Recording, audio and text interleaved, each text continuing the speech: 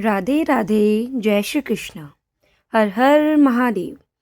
आज आप सुनने जा रहे हैं सावन में शिव की एक ऐसी पुरानी कथा जिसके सुनने मात्र से ही पुण्य की प्राप्ति होती है। तो कथा प्रारंभ करने से पहले प्रेम से बोलिए हर हर महादेव।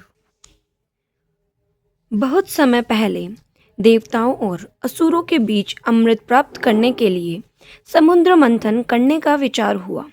देवताओं को ज्ञात था कि यदि समुद्र में अमृत प्राप्त हो जाए तो वह अमर हो सकते हैं, लेकिन समुद्र का मंथन अकेले देवताओं के लिए संभव नहीं था। इसलिए उन्होंने असुरों के साथ मिलकर समुद्र मंथन करने का निर्णय लिया। भगवान विष्णु की सलाह से मंदराचल पर्वत को मंथनी और वासुकी नाग को रस्सी बनाया गया। देवता और असुर दोनों वासुकी नाग को पकड़कर समुद्र मंथन करने लगे, लेकिन जैसे ही मंदराचल पर्वत को समुद्र में डाला गया वह डूबने लगा। तब भगवान विष्णु ने कच्छप अवतार धारण किया और अपनी पीठ पर मंदराचल पर्वत को धारण कर लिया। इसके बाद समुद्र मंथन आरंभ हुआ।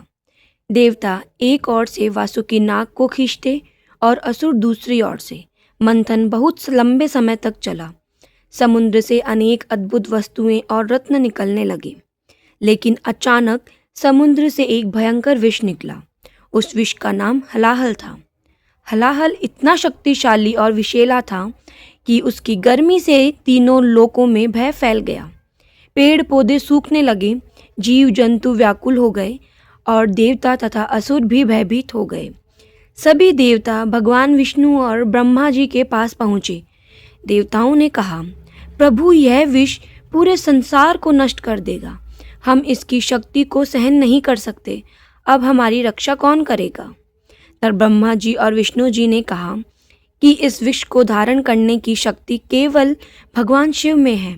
सभी देवता कैलाश पर्वत की ओर चले।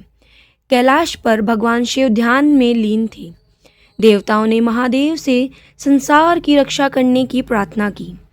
देवताओं की पुकार सुनकर भगवान शिव ने आंखें खोली। महादेव ने कहा, यदि यह विष संसार के विनाश का कारण बन रहा है तो इसे रोकना मेरा कर्तव्य है। भगवान शिव ने हलाहल विष को अपनी हथेली में लिया और उसे पी लिया। जब विष उनके शरीर में जाने लगा तो माता पार्वती वहां पहुंची।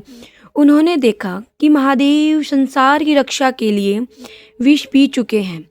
माता पार्वती ने तुरंत भगवान शिव का कंठ पकड़ लिया ताकि विष उनके शरीर के अंदर न जा सके। इस प्रकार विष भगवान शिव के कंठ में ही रुक गया। विष के प्रभाव से भगवान शिव का कंठ नीला हो गया। तभी से महादेव को नीलकंठ कहा जाने लगा। देवताओं ने महादेव की स्तुति की और कहा, हे देवों के देव महादेव, आपने संसार की रक्षा के लिए स्वयं विष धारण कर लिया। आप वास्तव में करुणा और त्याग के स्वरूप हैं। भगवान शिव ने देवताओं को आशीर्वाद दिया और कहा, जब संसार में संकट आए और कोई उसका सामना करने को तैयार ना हो, तब जो व्यक्ति दूसरों की रक्षा के लिए आगे आता है वही सच्चे अर्थों में महान होता है। इसके बाद समुद्र मंथन फिर से शुरू हुआ। समुद्र से अनेक दिव्य वस्तुएं निकली। अंत में भगवान धन्वंतरी अमृत कलश लेकर प्रकट हुए।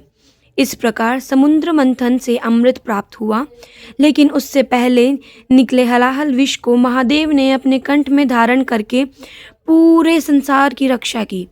इसी कारण भगवान शिव को नीलकंठ, महादेव, भोलेनाथ और करुणामय कहा जाता है।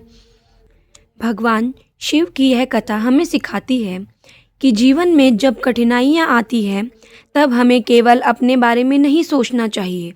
महादेव ने विष को स्वयं ग्रहण किया और संसार को बचाया। उन्होंने किसी से कुछ मांगा नहीं और अपने त्याग का प्रदर्शन भी नहीं किया। इसलिए शिवजी को भोलेनाथ कहा जाता है। सावन के सोमवार को जब भक्त शिवलिंग पर जल चढ़ाते हैं, बेलपत्र अर्पित करते हैं और ओम नमः शिवाय का जाप करते हैं, तो वह महादेव के इसी त्याग, करुणा और शक्ति का स्मरण करते हैं। तो महादेव से हम सब यही प्रार्थना करते हैं कि हे नीलकंठ महादेव, हमारे जीवन से सभी नकारात्मक और संकट को दूर करें, हमारे मन में धैर्य, श्रद्धा और करुणा उत्पन्न करें, हमें दूसरों की सहायता करने की शक्ति दें, हमारे परिवार में सुख, शांति और समृद्धि बनाए रखें। ओम नमः शिवाय। हर हर महादेव।